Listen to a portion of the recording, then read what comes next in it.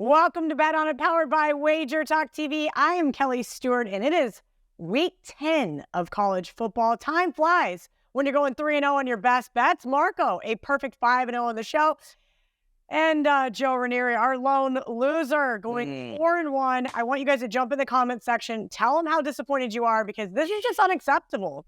It's awful. It's awful on so many levels. I apologize, guys, honestly, on the one game on the prime time that didn't hit. But really, let's not talk about the best bets at all. Not like the best bets didn't clear the house here on the show for the last couple of weeks. But hey, yes, you suck for the one lone loser, and I apologize to everyone. Well, it is, anyway, never mind. I'll be nice to Joe today on the show. Take some jabs at Marco, even though those are going to be tough to do. We're going to talk some primetime games, TNA. Of course, we've got barking dogs. You guys need to fade Joe, not in the public segment, but on the primetime games. Of course, we'll see if the deli's back open, and hopefully we can sweep those best bets for you. It has been a fun run here on Bet On It. Marco D'Angelo, Joe Raineri. We're doing Kansas State at Texas. K-State currently a 4-point dog on the road. Total 51. I will be in attendance for this one. Noon Eastern kick. I had to change my flight to Friday because I was afraid that I would get stuck and not make it in time for kickoff. Big noon on Fox. Marco D'Angelo, you like the Longhorns. Let's hear you plead your case. I will, but I want to know, since you're flying in a day early, does that mean that at some point we're going to get a video of you in some bar that, has some Kansas State fans, and you will be dancing on the bar like you were last year? What was that for March Madness? Do you remember that one? First of all, when your team is in the Elite Eight, it is a little bit different than when your team is in Austin, Texas. Okay, that is something I had never seen in my entire life. So it was a unique celebration. Plus, New York City, I'm not near as afraid. Austin, Texas, last time I went to a K-State game in Texas, I got a beer bottle thrown at my head, and we're going to leave it at that. So probably no K-State chance. We'll see how Saturday morning goes. But Marco and I are head-to-head here. I'll get into the K-State game before we talk to Joe. But Marco, Malik, I don't know. It's kind of a drop-off from Quinn. I was hoping we were going to see Arch Manning for this one. Yeah, the quarterback situation is a little bit of a concern, but I'm still looking at this one, Kelly. And, for me, the difference in this game is going to come down to the defense. And I like the Texas defense better in this game. I understand that Kansas State has held their last two opponents to 3 points in shutout. But that was TCU and that was Houston. We know Houston's not having a good year. TCU not having what they had last year, obviously. And you look at that game against Kansas State, full disclosure, I had TCU in that one, and it just got ugly. They, turned the football over in that game, didn't get anything going. But here's what I'm looking at. People are going to look at that Houston game. They're going to see that Kansas State beat them 41-0. And they love to make comparisons. I call it ABC handicapping. And they're going to look and see Texas played Houston, and Texas only won by 7 points. And I'm going to be quick to point out that was the game immediately following the Oklahoma game. Now, granted, they had a week off in between. They had 2 weeks, so they had, licked their wounds. But it was still off of the Oklahoma game, their first loss of the season. And how many times do we say after a big loss like that a team can lose the same game twice? Well, they almost did. They got back on track last week. They steamrolled BYU. Granted, BYU is not that good this year. They've been getting rolled by everybody. But I just like this Texas team at home with that defense. And if you look at Kansas State, their 3 road games this year, they've allowed over 400 yards in all 3 games. They lost 2 of the 3 games. The one game they won, I was very happy with. That was the Texas Tech game. But if you look at that game, they were +3 in turnovers in that game, and they allowed 480 yards. And if you remember, because Kelly and I were texting after that game, because obviously, I was happy with Kansas State winning, and she's always happy with it. They faced a third-string quarterback for the entire second half of that game. They got to prove to me they can beat a quality team on the road. Till I see that, I'm going with Texas. I'm laying the 4. Going to be a good one. I've got it Texas 31-24. Now, I normally don't get involved in a lot of these primetime games, but I feel the need to interject here. Marco, not to discredit your comment, Texas does have a great defense, but you know something they can't do? They can't stop a good quarterback running game. And you know what K-State has? Not one, but two of those. Steve Sarkisian might want to get familiar with not calling him the freshman because his name is Avery Johnson, and he is going to run all over this team. Not to ever wish injury upon anybody, but when I knew when Quinn Ewers went down, I booked a flight to this game because otherwise K-State I had as a 9-point underdog. And I was really concerned because Quinn Ewers has absolutely owned this K-State team. Longhorns 6 straight. That is not something that was traditionally a thing. K-State owned Texas in 3 sports for a better part of my life. Now, Chris Kleiman gets a chance to get a W here. And I'm going to tell you this right now. K-State's secondary has been an absolute abomination until that Texas Tech game. Something snapped. A couple of those young guys, defensive back-wise, stepped up after Daniel Green got hurt. We saw Savage really step up in his role as a strong safety. I'm telling you, Marco, I'm not going to this game because I want to see an L. Joe Raineri, who you on? Break the tie. Yeah, I don't feel like this is a very good position to be in right now. I am going to, we've been doing this show long enough to know, and kudos to you with the giant ones here coming out and going right with Texas, knowing that Kelly's going to be at this game. In fact, I choose not to go that route. I am much more inclined to lean Kansas State. And quite honestly, I do think there are points coming in this game. So I'll break the tie by simply going with the total. And I'm with Cal here. I don't think Texas can stop the running game here of Kansas State. And I do think Sarkisian, Kansas State's going to pack the box. They are going to do everything in their power to try and stop Brooks in the running game of Texas. You've got the freshman under center here for Texas, but if he's any good at all being able to throw in between the numbers and hit some wide receivers, I think they'll have an opportunity, both of these teams, to score. I do think it's going to be a close game, but I'm expecting much like we had last year. Did we not? We went way over 50 points. I think this goes way over 50, so I will not pick a side, even though I'm leaning Kansas State. I will absolutely look at the over in this one. Oh, Joe, you love to see it. I think this is going to be an excellent game. I don't think either team is going to run away with it. Speaking of the running game, don't forget DJ Gidden and Trayshawn Ward. But that's a whole nother argument to be had because we've got another primetime game to talk about. Saturday, yes, 7:45 Eastern, LSU at Alabama. Alabama currently a 3.5-point home favorite. 3-point home favorite on the Wager Talk odds screen. 60.5 is the total. Joe, I'm going to kick it back to you first. Slight lean here towards the Crimson Tide, who has really started to, play defense. Finally, just once this season, Alabama has given up 21 points, and I expect more of the same. They can stop the run, 3.1 yards per carry. I think I got to go with the better defense, laying the small points here in Tuscaloosa. Yeah, I was close to also looking at the over in this game, Cal, because listen, the bye week aside, I'm fairly certain there is nothing Brian Kelly can do to fix this horrendous defense of LSU here. And on the flip side for Alabama, they can't protect the quarterback. I can't remember a weaker offensive line for Alabama where we're talking about the Alabama QBs getting absolutely destroyed week after week. So I instead opted to go with what I have a pretty good feeling is going to happen early in this game, and that's going to be Alabama having a lead going into the break like they have oftentimes done. Now, we've seen LSU this year against better competition struggle a little bit out of the gate, and then, of course, in the second half, it's a free-for-all, which is where all the points end up usually coming from LSU, which is, I think, what's going to happen here. I don't see LSU playing from in front. I see Alabama playing in front. I see LSU making a big comeback in the second half, and then it's anybody's guess. But at this number, and I think it's 1.5 in the first half for Alabama, hard for me to imagine with revenge on Saban's mind after the loss last year that they just don't come and boat race LSU as best as possible. I think Alabama has the lead early, and I think LSU is going to have to play catch up in the second half, which is their forte in doing. We'll see if it ends up winning full game, but I like Alabama early in the first half.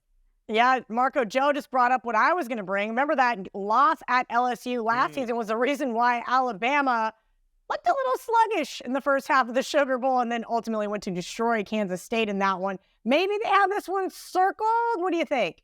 Oh, definitely, a team like Alabama that doesn't lose many games, yeah, they're going to circle whatever loss they had the previous season.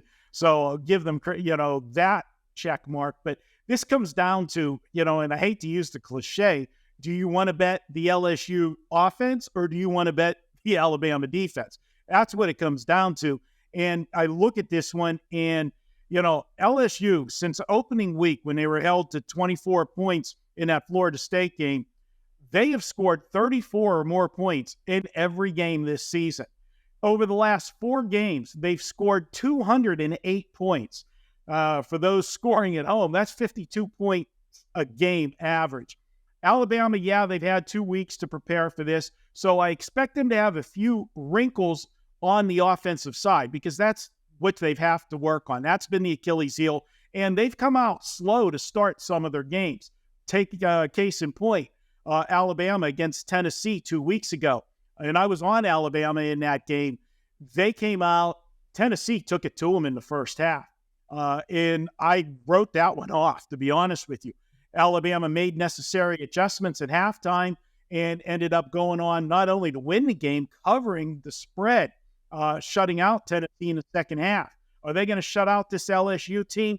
No. But that LSU defense, they ranked 108th in the country at yards per play. That's about as bad as it gets. Well, it could be worse. There's 132 or 133 teams. But have you ever seen a team that's ranked number 1 offensively and 108th defensively? I mean, talk about Jekyll and Hyde.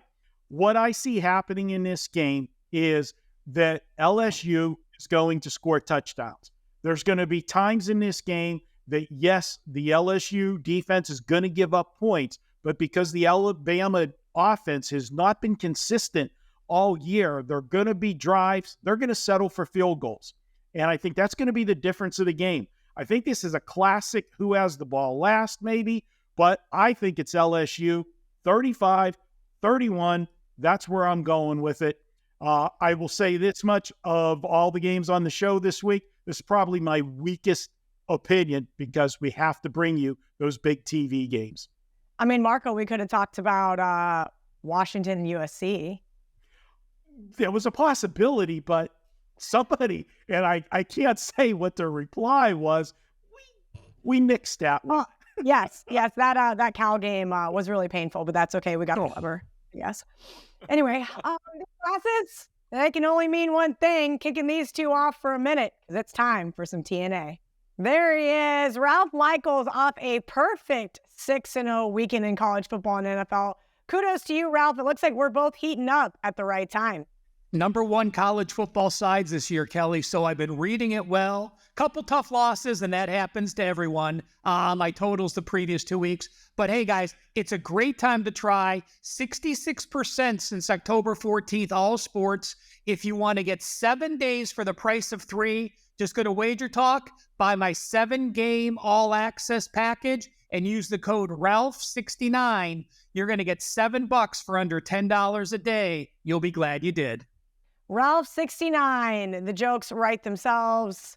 Jeff Michaels puts together a lovely streakers chart. See what I did there, guys? No, maybe not. All jokes aside, Ralph, this has been awesome to actually see, because we know that I love my nerd charts. Your son, Jeff, at JM Sports CLE on Twitter. And I also put this on the Wager Talk Instagram page. Please break it down for everybody so they can see kind of what we're looking at here. Well, who would have thought New Mexico State was on top of the streakers? 6 straight ATS wins. What a job they have done.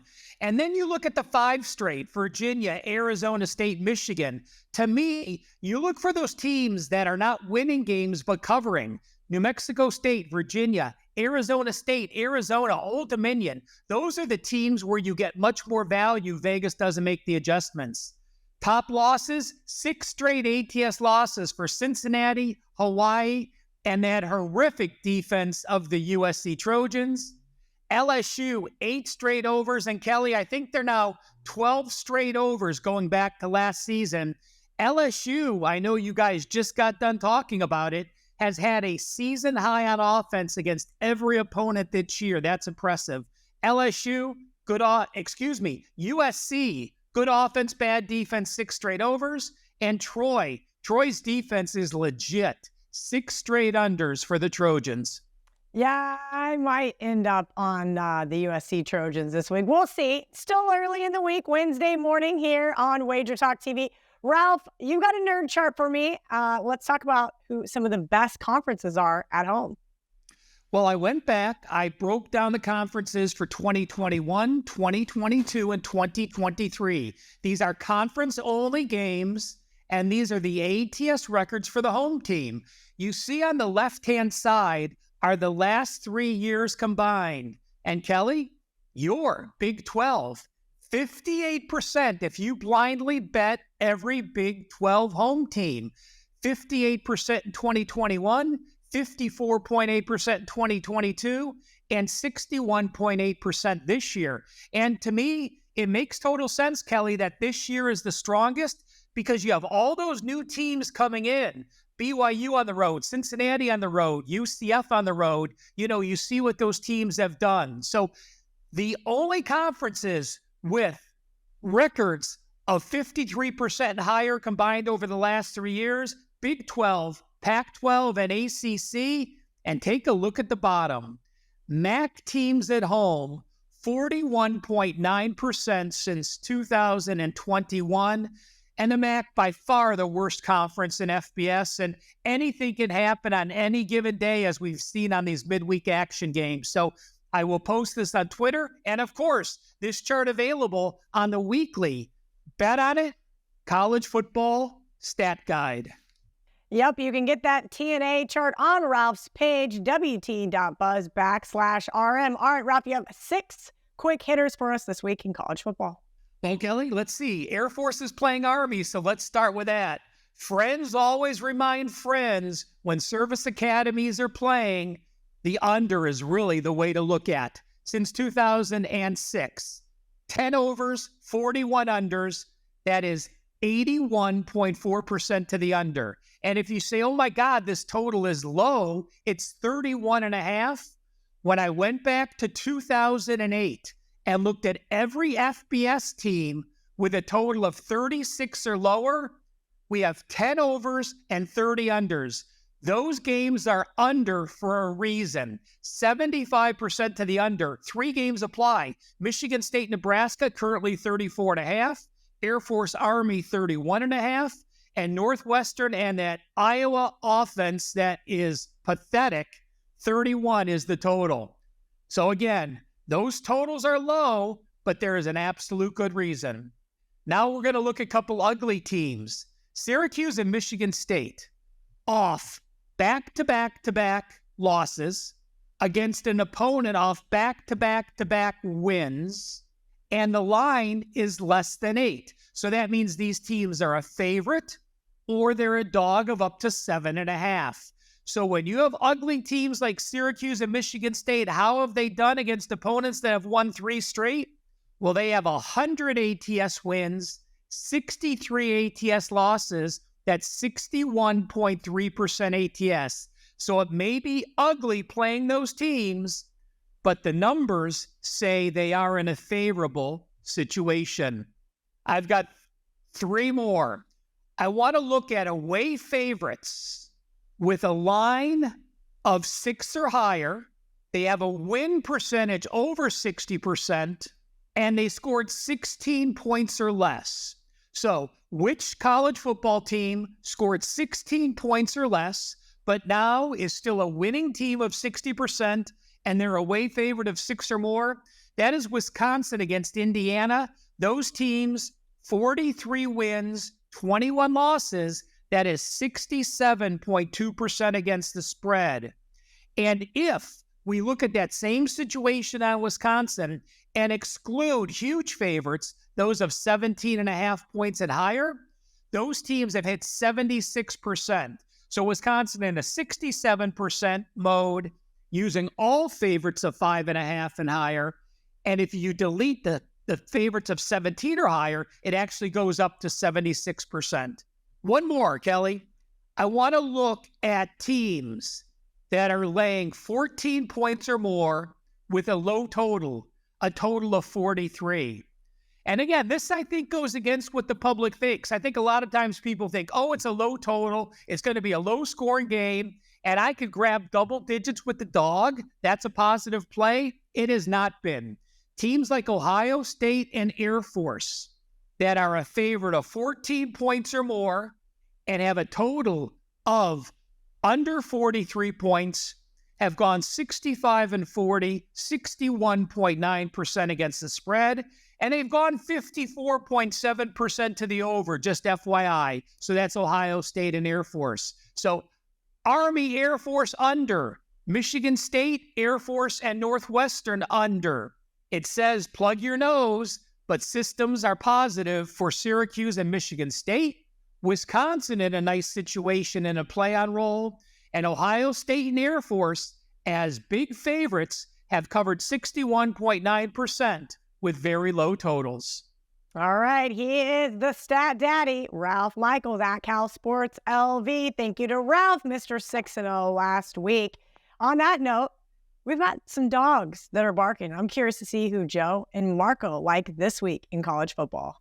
Boy, were there some good dogs barking last weekend. Marco cashed with his NC State, so we're going to let him go first and hear who he has to say. Well, let me redo that. Cash his bigger dog first. I'm going to say bigger dog because Rice did not cash, Joe. Oh, it was close. Yeah, no fucking shit.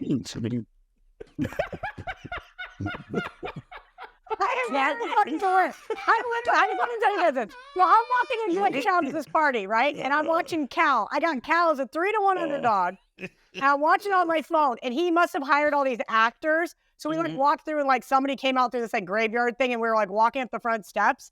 And this guy like tried to scare me. I go, I just lost Cal as a 3-1 underdog. Nothing can fucking scare me. The guy was like, okay, bitch. Like, man, acting job. Jesus. I wanted to throw my phone at him because I think I was a little startled, but not enough that I actually gave him a fuck. Like, kill me now at this point. I don't really give a fuck. I can't. It's just so bad. All right, redo. So close. Barking dogs last week were painful for me, but I'm going to let Marco go first because his actually went out right, Joe. You know, yeah, I brought a big 10-point dog, and Joe had to outdo me and bring an 11-point dog. But you know what? The 10-pointer got the money shot outright, Joe. So we'll just go there. And we're going to come this week. I don't have as big of a dog as last week, but we're going to go with the Arkansas Razorbacks +6. And I got to tell you, Arkansas may be the best goddamn 2-6 college football team in the country. Okay. This is a team that has lost by 7 points or less in 5 of their 6 games this year. Now, that can be quite disturbing if you're playing them on money lines, but if you're betting them at the window and taking those points, it's good. And I'm looking at this one with Florida. This is a perfect sandwich spot. Florida is coming off the cocktail party against Georgia last week. Granted, they lost, but here they go. They come off of Georgia. You're playing Arkansas, who's lost 6 games in a row, and you got LSU on deck. That doesn't get much better as a sandwich. Arkansas, as bad as they've been, as I said, 6 losses in a row, they are 3-0 against the spread as a road underdog this year. And we look at Florida, they're the same this year as they were last year, as they were the year before. They are an absolute money-burning 6-16 as a favorite over the last 3 seasons. There's no way I want any part of Florida in this game laying points. We've got Arkansas that's had 2 weeks to prepare for this game. And if a team's ever going to come off that 6-game losing streak, having 2 weeks to prepare, playing a team that is not a good favorite, not a big fan of the coach. I'm going to go ahead. I am going to take them, especially in the sandwich spot. I'm going with Arkansas. Not only plus the 6 points, I've got them winning this one outright, 31-27. So you know the drill. A little sprinkle on the money line as well. Only bring in a 6-pointer this week, Joe. I'm sure you're going to upstage me, but let's see what you got. Oh, boy. Marco, I am with you on Arkansas. I already played them early in the week. Love the situation to fade Florida and bet on the Hogs. Joe Raineri, you got a 7-point dog for me, or where are we going here?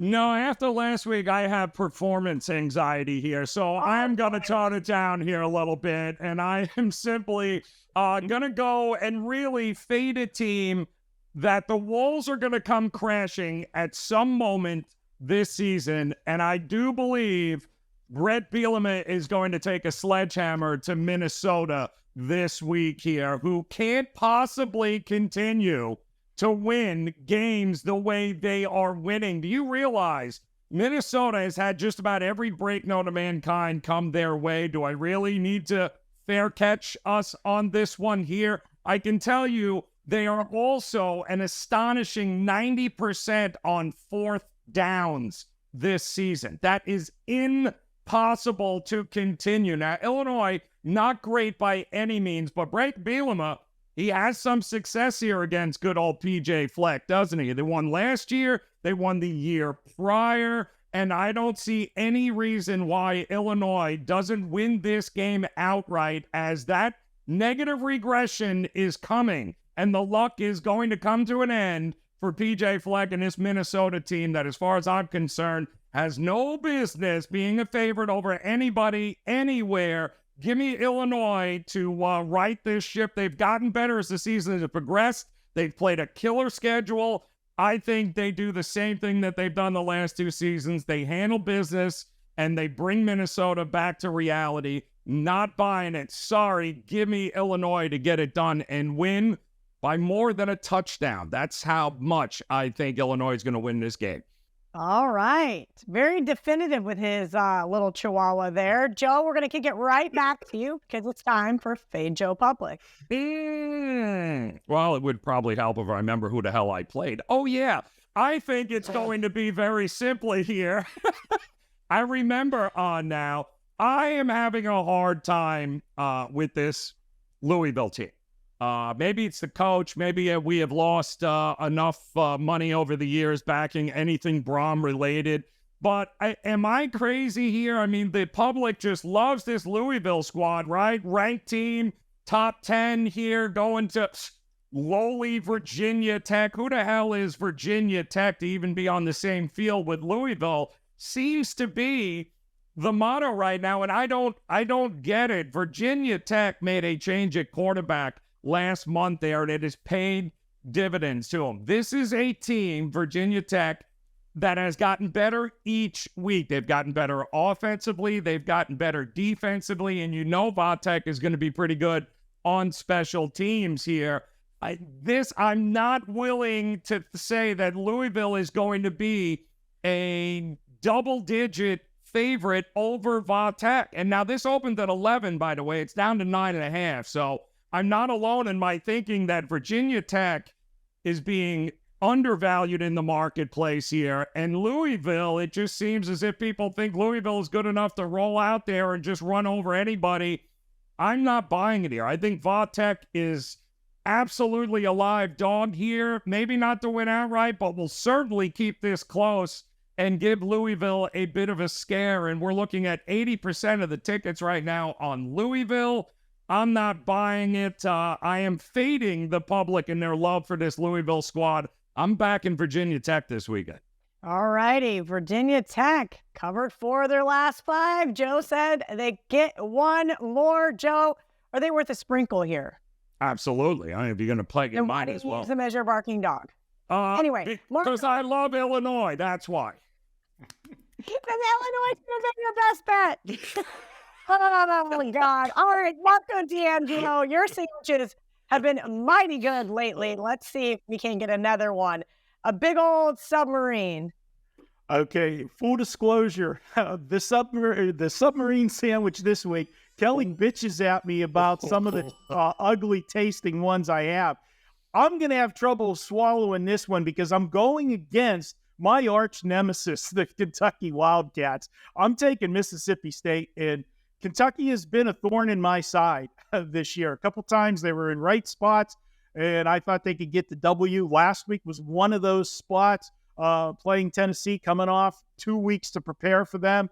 And even though they went up and down the field, they came up a little bit short, 2 points short, lose by 6, getting 4. But I am looking at the spot. I am trusting the process, and the process is what a sandwich we have here. You're coming off the Tennessee game. As I said, with 2 weeks to prepare for that game, you come up short. How many times do we say, dogs that come up short come out flat the following week? That has me looking at going against them if they're a favorite the next week automatically. That would start me on Mississippi State. Then I look and see, who's Kentucky got next? Oh boy, they got Alabama, and they got Alabama in their house coming to Lexington. That's a big game for Kentucky. That in itself lines me up with Mississippi State. And with you look at it, this Mississippi State team, they have won 2 of their last 3 games. Their last game, 27-13 to Auburn. I don't like that one, but we're going to look for them to bounce back this week against the Kentucky team that is just giving up a ton of yards and points. Tennessee had 500 yards last week against them, nearly 500. Kentucky has given up their last 3 games, 51 points, 38 points, 33 points. That's not something you want to be laying points with a team that can't play defense. I'll go ahead, give me the better defense. Catching points, that's me. I'm going to call for the outright upset. We're going Mississippi State, 28-23. That is my sandwich game of the week. It's not like it's like the Chick-fil-A pimento sandwich. I can actually stomach that one, Marco. All right, guys, you are going to take a quick break because I got a little gold from my man, VR. Thanks, guys. I've got some gold this weekend in college football and, of course, in the NFL as well. I'm going to have to dive right in when we're talking college football because, like I said, a lot of information, a lot of sides, and a lot of totals.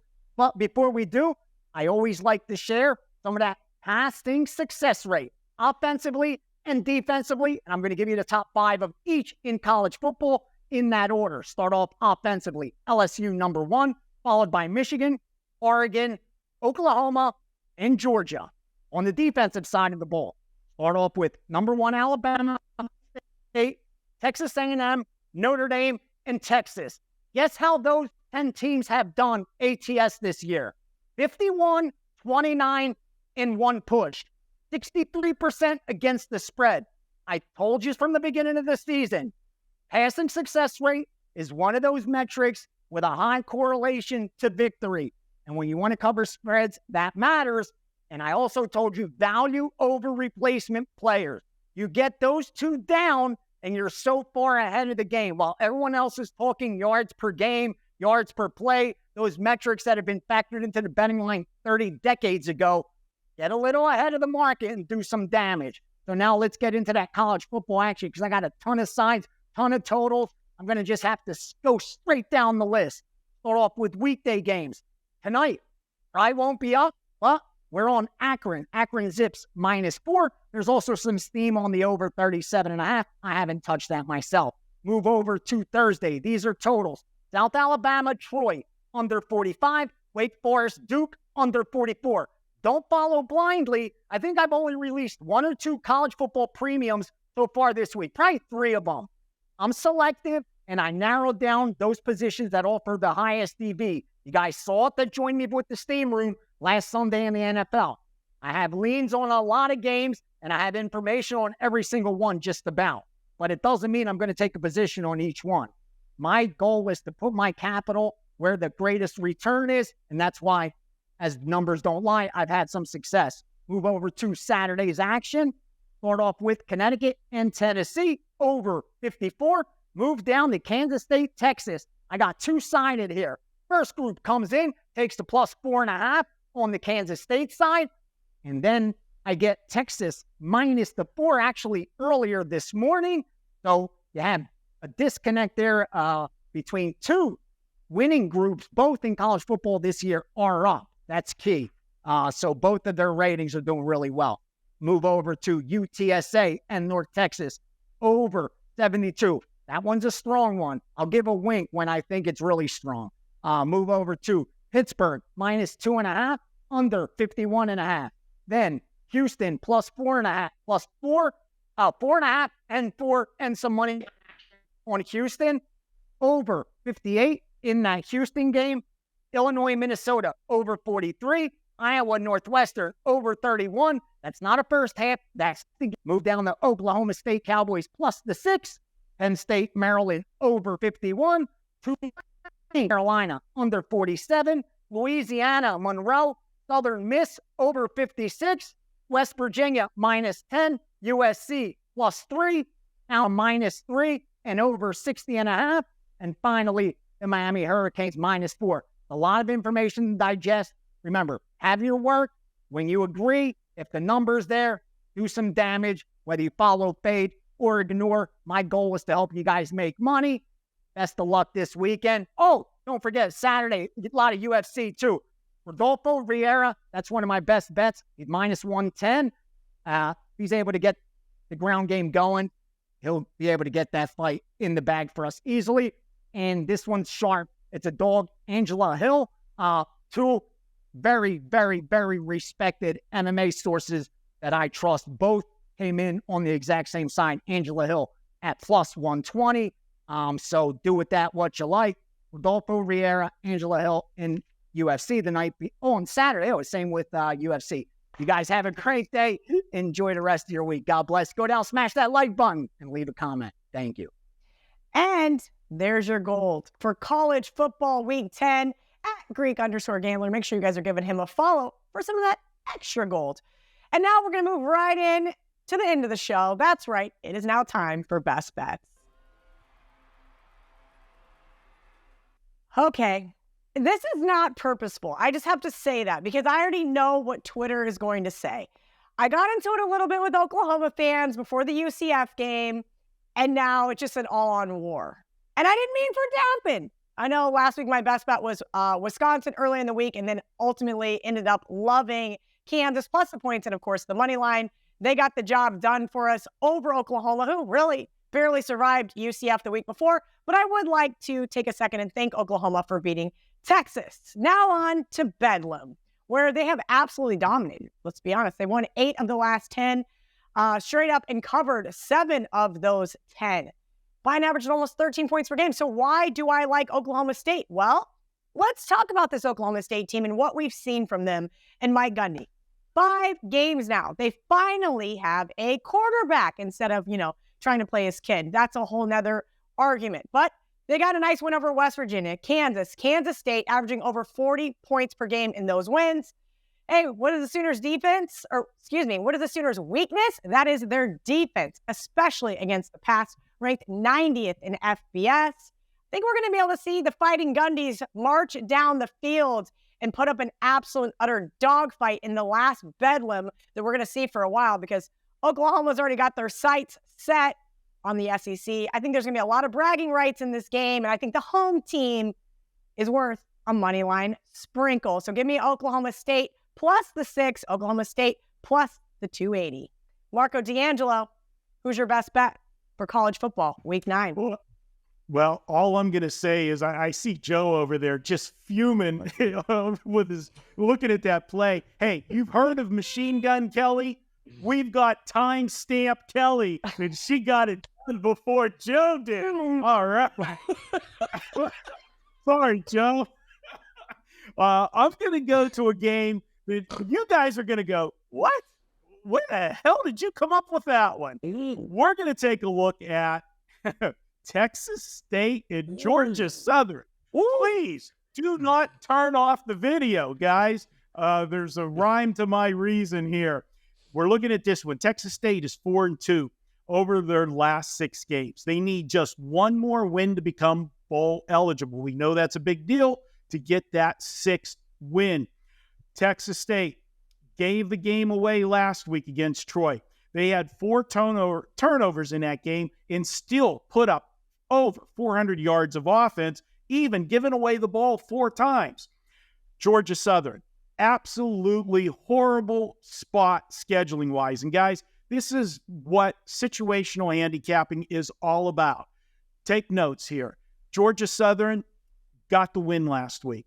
That was their 6th win, the magical 6th win that made them bowl eligible. So you have a natural letdown spot here because, hey, we're bowl eligible. But that win was even more satisfying. Why? It was against Georgia State. Georgia State, their in-state rival. You not only became bowl eligible, you beat your rival. Now you're going on the road. You're playing Texas State, who needs to win this game. Texas State is a 200 club member. You hear me talk about that all the time. That means they run and throw the football for over 200 yards. Those are tough teams to prepare a defense for, even when you're focused. If you might not be focused like I'm expecting Georgia Southern to be in this game, makes it even more difficult. I am getting the better team, both statistically and catching the other team in a letdown spot. Texas State, much better offense, and they have a slightly better defense. They rank 71st in college football at yards per play, where Georgia Southern is 90th. Give me Texas State going against that letdown spot for Georgia Southern. I've got them winning this one 38-30. Give me Texas State as the best bet. Guys, let's keep this streak going on the best bets. We lost the opening week, that goofy week 0 one, and we've been rolling with the best bets since. Let's go. Texas State, keep it rolling. All right, Joe, who is your 3rd favorite pick for this week's show? Because you wanted Oklahoma State as your best bet. Then you told me how much you loved Illinois. So you can't possibly love this one as much as those two. I actually do. In fact, it was the first game I bet this week, and I got it at 2.5. And now it's a field goal, and it doesn't matter. Let me explain what's happening here with Clemson and the marketplace, because the market, for some reason, thinks this is 2019 and Trevor Lawrence is going to be running out onto the field for Clemson. That could not be. As soon as Trevor Lawrence left Clemson, offensively, this program went in the tank. A 5-star recruit in Cade Klubnik was supposed to be the answers to all their problems, and he has been nothing short of a nightmare. But that's what happens when you got to run through coordinators like Dabo Swinney's had to do over the last 4 years here. Him and Garrett Riley don't seem to be on the same page. They are losing it in Clemson, and yet the market still seems to think that this is a team that's going to turn it around. It reminds me a lot of what I have to deal with down here with Mario Cristobal and the U, right? Oh, the U is back. They're always back. Yeah. Oh, Clemson, they're going to do it. No, they are hot trash. And let me explain also another situation here. While Clemson's defense is good, no denying that, they are good, but they're not elite, right? Their offense is barely average in college football. You know whose offense is elite? It's Notre Dame's. And Notre Dame, by the way, has faced a slew of better defenses so far in the schedule this year. While this will be, without a doubt, the best defense Clemson has faced all year, the market refuses to come to the realization that Clemson is no longer Clemson here. This is a great spot for Notre Dame to flex itself one more time. Don't care that it's at Clemson. Doesn't matter. That offense is no good going up against this Notre Dame defense. I thought this number should have been closer to 6.5. The fact that you can get 3, I think, is the steal of this week's slate of games. So give me Notre Dame to show everyone once and for all how terrible in the wrong way this Clemson program is headed. Oh, boy. Joe's going to upset some people with that one, but I do not disagree. I want nothing to do with the Clemson Tigers this week, and great number there by Joe. I think this is only going one way, Joe. Would you play it at 3.5? Absolutely. It should have been a touchdown game as far as I was concerned. And I'll say another thing, Cal. Take the names off the jerseys and just put one team's analytics next to the other team's analytics. And if you look at both of those and go, whoop, this is a field goal game, you're either way too high, that's coming up, or you don't know what the hell you're reading here. It's simply because Clemson's name is on the jersey. Joe is correct. The Are You High segment in the NFL edition of Bet On It is coming up. So that means we got to wrap this one up. Let's throw up that recap graphic. Let you guys see what we're on for college football week 10. Where has the time gone? Either way, we love you guys. Whether you love us or hate us, jump in the comment section. Tell us what you love and or hate. Make sure to make fun of Joe for being the lone loser on the show. Oh, and as always, thank you from Joe, Marco, Ralph, VR, and myself. We're going to keep cashing those tickets, cruising right along. Until next week, let's bet on it.